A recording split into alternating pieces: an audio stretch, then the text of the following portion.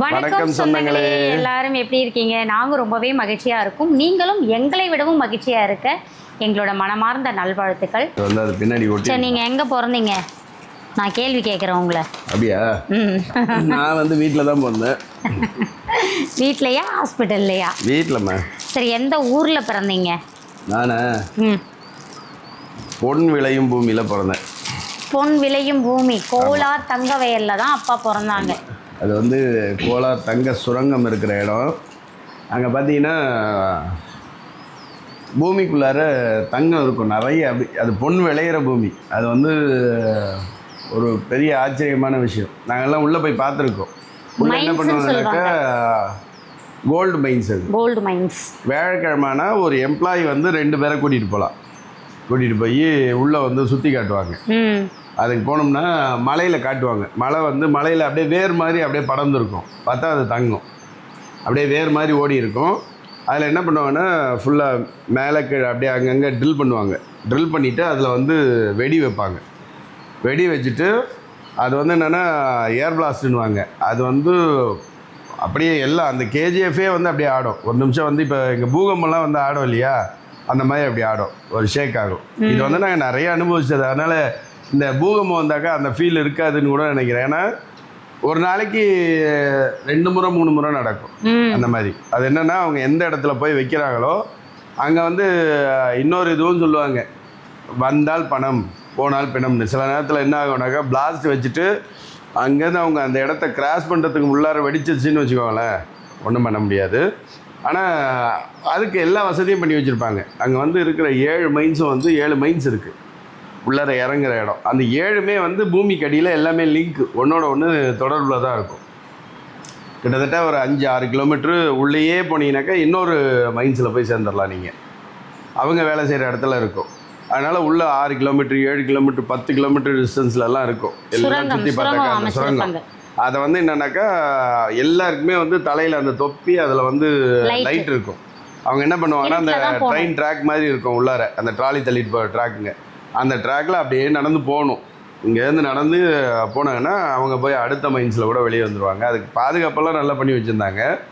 ஆனால் அது என்னென்னா தங்க சுரங்கம் ஒரு இதுதான், சென்ட்ரல் கவர்மெண்ட் கண்ட்ரோல் தான். பிஜிஎம்எல்னு சொல்லுவாங்க, அதாவது பாரத் கோல்டு மைன்ஸ் லிமிடெட். அது வந்து மத்திய அரசோட கட்டுப்பாட்டில் தான் இருக்குது. இங்கே வந்து எடுத்து அந்த மண் அதை எடுத்து என்ன பண்ணுவாங்கன்னா பிளாஸ்ட் வந்து பிம்மல் வேறு, பிஜிஎம்எல் வேறு. பிம்மல்ன்றது பாரத் எர்த் மூவர்ஸ் லிமிடெட். அது வந்து இப்போ இருக்கிற கம்பெனி, அது ரன்னிங்கில் இருக்கிற கம்பெனி. பிஜிஎம்எல்ன்றது வந்து பாரத் கோல்டு மைன்ஸ் லிமிடெட். அது வந்து கிட்டத்தட்ட ஒரு 20 ஆண்டுகளுக்கு முன்னாடி, 15-20 ஆண்டுகளுக்கு முன்னாடி மூடிட்டாங்க. அங்கே என்னென்னா அப்போ சொன்ன காரணம் வந்து தங்கம் எடுக்கிற காசுக்கு நியர்பையாக வருது, அதில் வந்து பெருசாக நம்ம வந்து லாபம் பார்க்க முடியாது, அதனால் நம்ம மூடிடுறோம் அப்படின்னு சொன்னாங்க. ஆனால் அதில் அரசியல் பொருசெல்லாம் உள்ளார நிறைய தங்கம் இருக்குது. ஏன்னா ப்ரைவேட்டில் வந்து கேட்டாங்க அதுக்கப்புறம் நாங்கள் நடத்துகிறோன்னு சொல்லிடலாம். அதனால் என்ன சொன்னாங்கன்னா ஏற்கனவே வேலை செஞ்சவங்க அங்கங்கே வந்து நிறைய தங்கம் இருக்கிற இடத்த மூடி வச்சுருக்காங்க, பாறையை உருட்டி. அந்த இடத்துல இப்போ ப்ரைவேட்டுக்கு கொடுத்துட்டாங்கன்னா தனியாருக்கு கொடுத்த பிறகு அதெல்லாம் வந்து எடுப்பாங்க அப்படின்னு சொல்லப்பட்டுச்சு. அந்த மண் அப்போது எடுத்து அதை வந்து உடச்சி எடுக்கிறாங்க இல்லையா, அந்த ஜல்லியை வந்து கல்லை உடச்சி அதை கல்லை மண்ணாக்கி மண்ணை வந்து அலசுவாங்க. அலசி எடுக்கிறது அந்த தண்ணி ஓடுது இல்லையா, அந்த தண்ணி ஓடுறதே பார்த்தீங்கன்னாக்கா அப்படியே தகன்னு மின்னும். அந்த தண்ணியில் அந்த துகள்கள்லாம் அந்த அந்த கல்லெல்லாம் வந்து நாங்கள் எடுத்துகிட்டு வந்துருக்கோம். அம்மாவை கூட்டிகிட்டு போய் காட்டியிருக்கேன். அந்த கல்லே எடுத்து இப்படி வெயிலில் பார்த்தீங்கன்னாக்கா அப்படியே பல மின்னும், அப்படியே நல்லா ஜொலிக்கும் அந்த பாறை கல்லுங்களே. அதில் என்னென்னா அங்கே வந்து கோலார் தங்க வயலில் ஒரு கூட்டமே இருக்குது. அவங்களோட வேலை என்னென்னா இப்போ மழை வந்துச்சுன்னு வச்சுக்கோங்களேன், காவா தண்ணி ஓடும் இல்லையா, அந்த காவா தண்ணியில் அங்கேயும் இங்கேயும் ஒரு அடை போட்டுட்டு அந்த வந்த மண் அப்படியே வாரி உட்காந்து அந்த மண்ணை அலசி அலசி அலசி அலசி அதுலேருந்து தங்கம் எடுத்துருவாங்க. எடுத்து அப்போ வந்து ஒரு கப்பில் பீங்காங்கப்பில் ஊற்றி எடுத்துகிட்டு போய் அதை கொடுத்து காசாகிட்டு அதை வச்சே ஒரு வாரம்லாம் சாப்பிடுவாங்க. கண்டிப்பாக. அப்போல்லாம் மழை போயிடுச்சுனாக்கா அந்த சாக்கடை தண்ணியை பார்த்தோம்னாலே மின்னு இருக்கும். அது எப்படி கண்டுபிடிச்சாங்களான்னா, ஒரு முறை வெள்ளைக்காரன் வந்து ஏதோ ஒரு காட்டு வழியாக வரும்போது அவன் என்ன பண்ணியிருக்கான், தண்ணி தாகத்துக்கு போய் தண்ணி குடிச்சிட்டு குதிரைக்கும் தண்ணி கொடுக்கலான்ட்டு போய் குடிக்கிறதுக்காக குடியும் போது பார்த்தீங்கன்னாக்கா அந்த தண்ணி அப்படியே மின்னுதான். அது மின்னுறதை பார்த்துட்டு என்னடா இந்த தண்ணி மட்டும் இவ்வளோ மின்னுது அப்படின்னு சொல்லிட்டு என்ன பண்ணியிருக்கான்னா அங்கேருந்து மண் கொஞ்சம் எடுத்து ஆய்வுக்கு அனுப்பிச்சிருக்கான். அவங்க இதுக்கு ஆய்வுக்கு அனுப்புகிறப்போ பார்த்தாக்கா அந்த மண்ணில் வந்து தங்கம் இருக்குது அப்படின்னு சொல்லி அவங்க கண்டுபிடிச்சிருக்காங்க. அதுக்கப்புறம் தான் வந்து அங்கே தங்க சுரங்கம் ஏற்படுத்தி அங்கே வந்து வேலைக்கு ஆள் எடுத்தாங்க. அங்கே வேலை செஞ்ச எல்லாருமே பார்த்தீங்கன்னா நம்ம தமிழ்நாட்டை சேர்ந்தவங்க தான். 90% எல்லாருமே தமிழ் ஆளுங்க. 10% வந்து இஸ்லாமியர் இருக்காங்க, தெலுங்கர் இருக்காங்க, கன்னடர் இருக்காங்க. ஆனால் எல்லாரும் வெளியே பேசுகிற ஒரே மொழி தமிழ் மொழி தான்.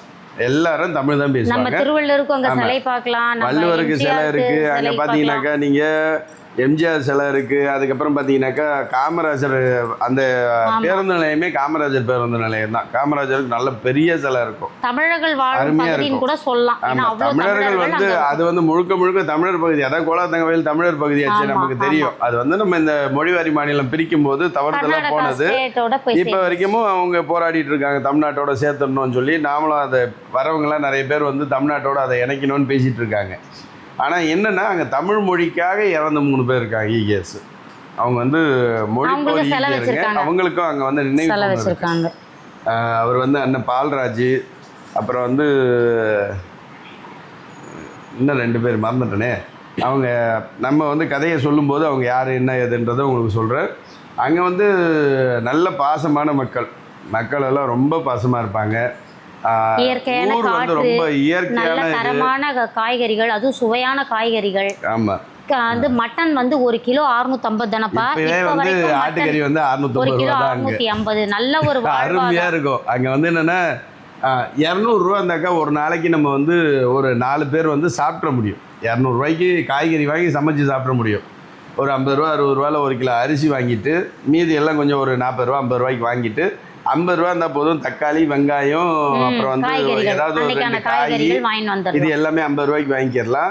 கொத்தமல்லி கருவேப்பிலை கேட்டாலே அவனே கொடுத்துருவான். இதெல்லாம் போட்டு நம்மளே வந்து சூப்பராக வந்து ஒரு 4 பேர் மார்க்கெட்டை பார்த்துட்டு வரவே மனசு இல்லை. என்னன்னா அந்த மார்க்கெட் என்னன்னா எம்ஜி மார்க்கெட்னு சொல்லுவாங்க. அதாவது மகாத்மா காந்தி மார்க்கெட்டு. ஆசியாவிலேயே முதல்ல அங்கதான் அந்த மாதிரி மார்க்கெட் தொடங்க.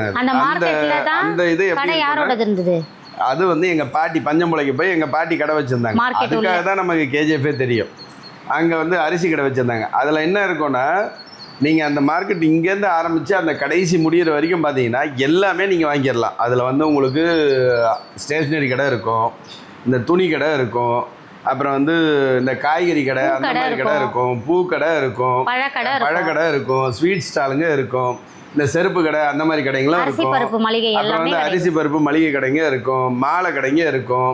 அதுக்கப்புறம் வந்து என்னன்னாக்கா இது பெரிய பெரிய மளிகை கடை, அதுக்கப்புறம் இந்த நாட்டு மருந்து கடை, அதுக்கப்புறம் இந்த காயலாங்கடை, அதுக்கப்புறம் இரும்பு கடை, வாழைப்பழம் மண்டி, கருவாட்டு மண்டி, மீன் மார்க்கெட்டு, கோழிக்கறி மார்க்கெட்டு தனியாக, ஆட்டுக்கறி மார்க்கெட்டு, எல்லாமே நீங்கள் உள்ளே போயிட்டீங்கன்னா எல்லாத்தையுமே வாங்கிடலாம். எல்லாம் உள்ளே வாங்கிட முடியும். அதை வாங்கிட்டு வர்றதுக்கு அவ்வளோ பெரிய மார்க்கெட் இருக்கும். அரிசி கடைங்க தனியாக இருக்கும். அதெல்லாம் ரொம்ப சிறப்பாக இருக்கும். ஊரே பார்த்தீங்கன்னா அழகான ஊரில் தான் அப்பா பிறந்திருக்காரு. ஆமாம், அந்த ஊரே வந்து ஒரு அழகாக இருக்கும். சாயந்தரம் 5 மணி ஆகிட்டுனா காலையிலேருந்து நல்ல வெயில் காயும். சாயந்தரம் ஒரு 5 மணி ஆகிட்டுனா காற்று அப்படியே நமக்கு வந்து மாறிடும். நம்ம இது ஒசூர் உங்களுக்கு தெரியும். அந்த ஒசூரில் இருக்கக்கூடிய அதே இயற்கை சூழல் அங்கேயும் இருக்கும்.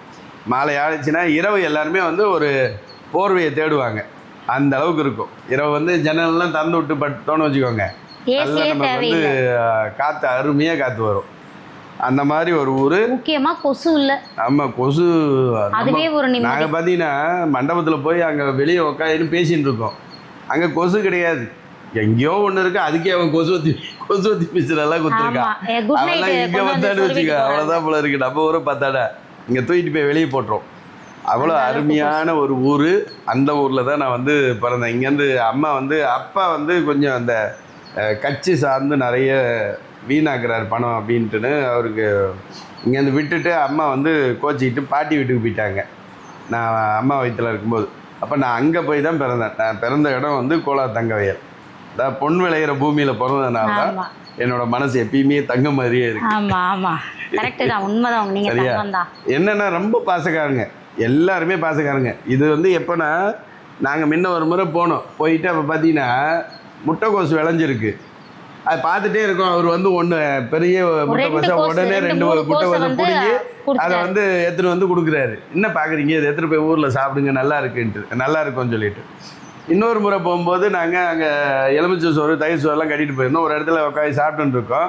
பசங்க போய் அங்கே இருக்கிற மாந்தோப்பில் போய் எட்டி பார்த்துட்டு இருக்காங்கன்னு சொல்லி அவரே இவ்வளோ மாங்காவை பறித்து ஒரு கவரில் போட்டு தூக்கிட்டு வந்து வண்டியில் வச்சு குழந்தைங்களுக்கு எடுத்துகிட்டு போய் கொடுங்க, குழந்தைங்க வந்து அப்படியே தோட்டத்தை பார்த்துக்கிட்டே இருக்குதுன்றாரு.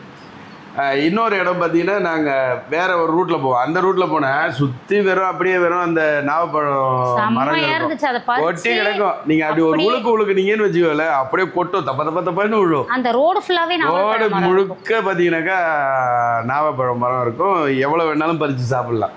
இந்த மாதிரி ஒரு இயற்கை சூழல் நிறைஞ்ச ஒரு ஊர் கோலாத்தங்கவயல். அங்கே தான் நான் பிறந்தேன். என்னோட கதைகள் இனிமேல் ஆரம்பிக்கலாம். என் கதையில் நான் சொல்ல போகிறதெல்லாம் பார்த்திங்கன்னா நிறைய சோகங்களும் இருக்குது. அந்த சோகங்கள் எல்லாமே வந்து நமக்கு சோகத்தை கொண்டு வந்து நம்மக்கிட்ட சேர்க்கறதுக்காக கிடையாது. இந்த சோகங்கள் இருந்தாலும் அதுலேருந்து நான் வந்து மீண்டு நின்றுருக்கேன். என்னையை பொறுத்த வரைக்கும் முடியாத வார்த்தையே கிடையாது. நான் எப்பயுமே சொல்லுவேன், என்னப்பா இப்படி இது பண்ணிட்டு இருக்கேனாக்கா, இந்த நிமிஷம் மகிழ்ச்சியாக வாழணுன்றது எனக்கு. ரெண்டாவது, நான் வந்து இறக்கும்போது மிகப்பெரிய ஒரு கோடீஸ்வரனாக தான் இறப்பேன் அப்படின்றது என் மனசுக்குள்ளார பதிவான ஒன்று. இதில் மாற்று கருத்தே கிடையாது. நான் வேறு தொழிலெல்லாம் செய்யும்போது, என்னப்பா நீ வந்து எதையாவது ஒன்று பண்ணிகிட்டே இருப்பியானாக்கா, இல்லை நான் செஞ்சுக்கிட்டே இருக்கணும். அம்பேத்கர் இவர் ஐயா அப்துல் கலாம் சொன்னார் இல்லையா, ஏழையாக பிறக்கிறது நம்ம தப்பு இல்லை, ஏழையாகவே சாகிறோம் அப்படின்னா அது வந்து நம்மளோட தப்புன்னு. அது வந்து எனக்கு அப்போந்தே ஊறி போன ஒன்று. கிட்டத்தட்ட ஒரு 15-20 ஆண்டுகளுக்கு முன்னாடியே பார்த்தீங்கன்னா பணம் சம்பாதிக்கணும், நிறைய பணம் இருக்கணும்னு ஏன் சொல்கிறீங்க? அதோட மோட்டிவ், அதோட உள்கருத்து என்ன?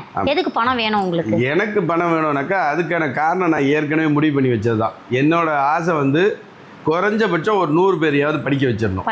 நம்ம சொந்த காசை போட்டு படிக்க வச்சிடணும். அதுக்கு அடுத்தது என்னென்னா, யாராக இருந்தாலும் சரி, இப்போ வந்து குன்றத்தூர் பகுதி வழியாவோ எங்கேயோ போகிறாங்கன்னா யாராக இருந்தாலும் எனக்குன்னு ஒரு ஆசிரமம் மாதிரி, ஒரு மடம் மாதிரி இருக்கணும். அது வந்து வெறும் பசி தீர்க்கும் இடம்.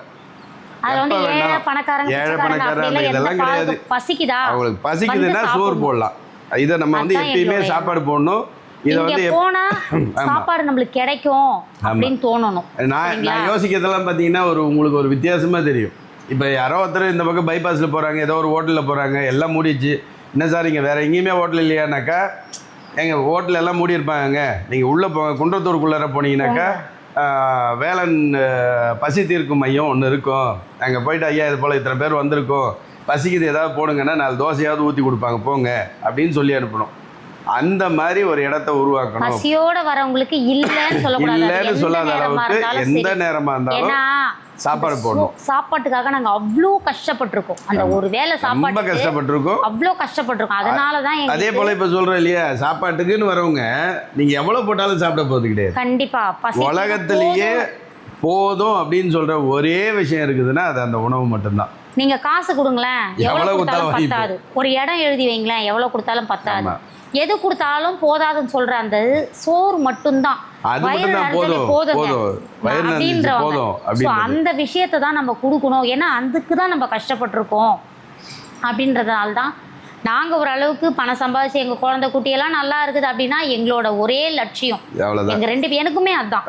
எங்களுக்கு வந்து காசு நிறைய சேர்த்து வைக்கணும், ரொம்ப வச்சிருக்கணும், அதெல்லாம் அவசியம். பரம்பரையா பணக்காரராக இருக்கணும் அப்படிலாம் அதெல்லாம் அவசியமே கிடையாது. அவங்கவுங்க சம்பாதிச்சு அவங்கவுங்க வாழ்வாங்க, அவங்கவுங்க வருவாங்க. கொடுத்துட்டோம், அவங்களுக்கு தேவையான வாழ்க்கை வழியை மட்டும் கற்றுக் கொடுத்துருவோம். பணம் எப்படி சம்பாதிக்கிறதுன்னு சொல்லி கொடுத்துருவோம். நல்ல வழியில ஆரோக்கியமான பொருட்களை கொடுத்து நீங்க எப்படி நியாயமா பணம் சம்பாதிக்கணும். அவங்களுக்கு எல்லாரும் சம்பாதிச்சு வைக்கிற மாதிரி 5 கோடி சம்பாதிச்சு வச்சுட்டு நம்ம செத்து போகணும், 10 கோடி சம்பாதிச்சு வச்சு செத்து போகணும் கிடையாது.